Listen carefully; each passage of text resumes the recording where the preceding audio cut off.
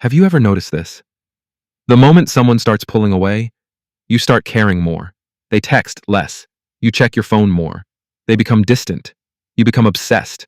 And you tell yourself, I just really like them. But what if it's not love?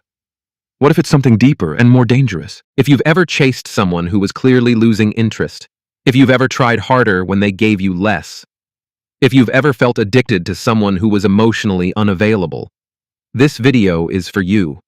Let's break down why you chase people who pull away and how to stop. 1.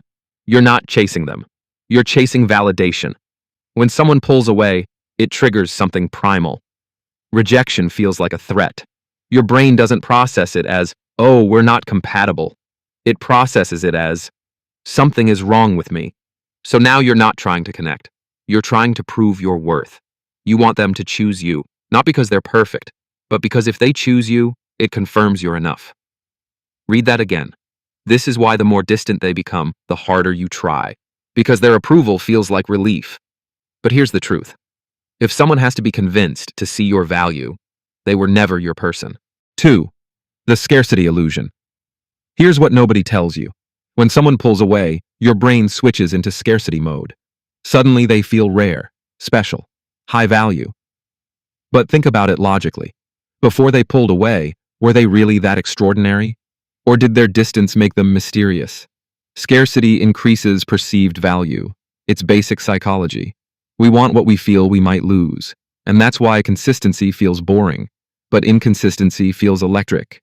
That spark you feel? Half the time, it's anxiety. 3.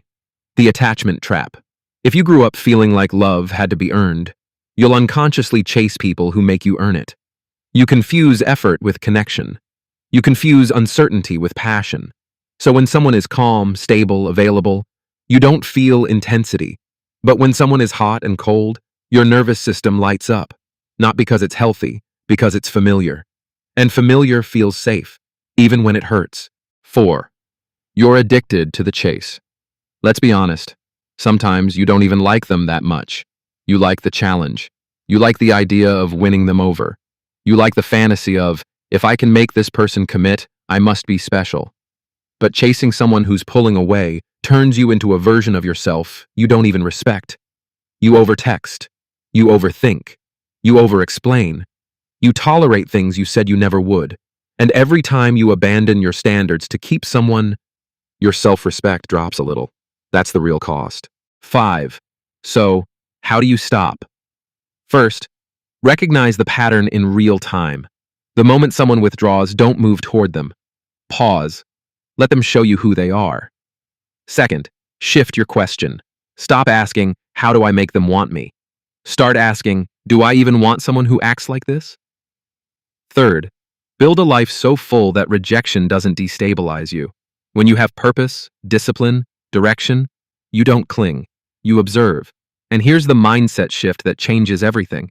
If someone pulls away and doesn't come back with clarity and effort, they did you a favor. The right person doesn't create confusion, they create consistency. If this hit a little too close to home, good. Awareness is power. Next time someone pulls away, don't chase, lean back, and watch what happens. Because the moment you stop chasing, you stop settling. If this felt personal, drop a comment that says no more chasing. And subscribe, because we're not here to beg for love. We're here to become undeniable.